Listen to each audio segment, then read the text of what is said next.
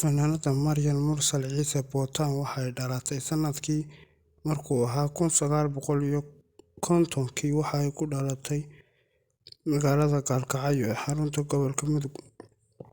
Maryan Mursal Ciise 6 sano kadib waxay u soo wareegtay iyada iyo qoyskeedu caasimadda Soomaaliya Muqdisho. Maryan Mursal waxay fanka ku bilowday 14 sano jir iyadoo ah waxa ay raadiyo Muqdisho ku biirtay sanadku markuu ahaa 1965 kadib imtixaan laga qaaday oo ay nambarka koowaad ku guuleysatay.